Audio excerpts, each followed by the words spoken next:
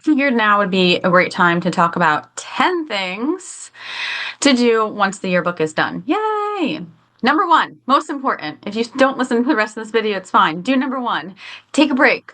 Step away from yearbook, go on vacation, read a book that's not yearbook. And hopefully you did that last week when we were on break. But really important to take some time away, refresh your mind, enjoy life, because you worked really hard and it was stressful and you deserve it. Number two, celebrate. Celebrate with yourself, celebrate with your staff. Celeste at Francis Lewis is really good at doing potlucks throughout the year, but especially at the end of the year. She even does a little like award ceremony thing. That's super cute. I can come back to that another time.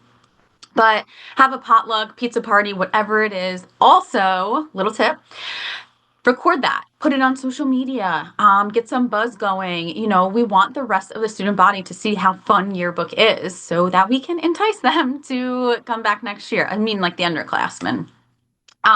Which leads to my third point, and that is promote on social media. Let's do like a fun TikTok. Is TikTok cool anymore? I don't know. Or, some sort of video, social media things, get a buzz going on about yearbook for this year to help sales, but also for next year to recruit some new members.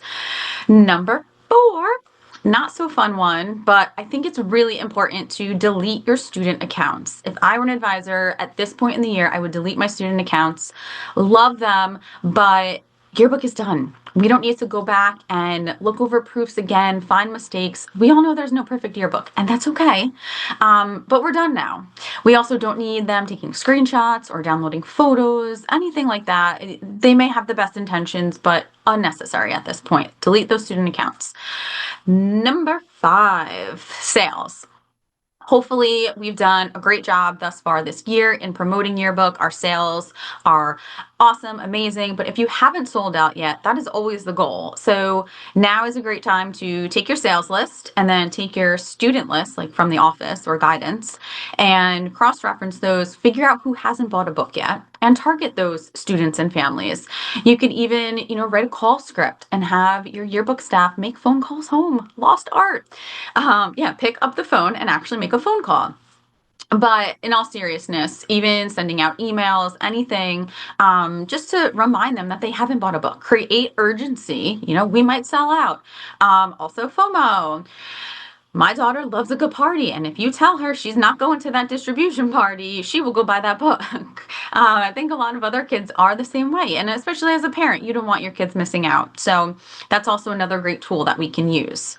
Number six is thank yous. I think it's really important and really special for students to write handwritten thank yous to those people that helped create the book this year, whether it was photographers or volunteers or your cover artist or other staff members in the school that helped in any way, shape, or form. Just a quick handwritten thank you really goes a long way.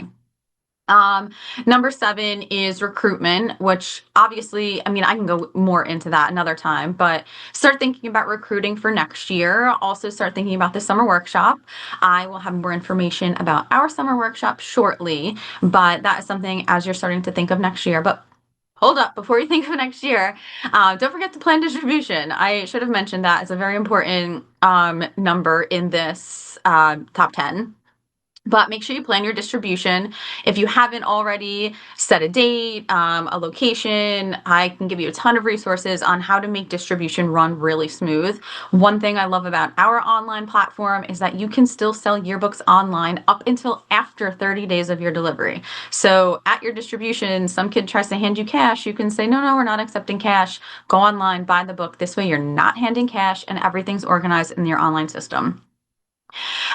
Making a manual for next year's staff. I have a few schools that do this, and I think it's super helpful. Like you can have your editor kind of write an editor's guide to yearbook, or a photographer's guide to yearbook. Even if you do it as a whole group, that can be really helpful for next year, just for yourself, even reflecting on this past year. What went well? What didn't go well? What do I want to improve on next year? Because it's all fresh in your brain right now.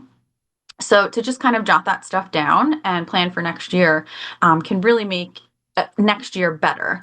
Also, my number 10, I made it to number 10, is looking at your deadlines. So look at this past year's deadline report. See, did I make all my deadlines? Did I miss them? If I did miss them, by how much? Or what happened? What was the outside factor that caused me to miss my deadline?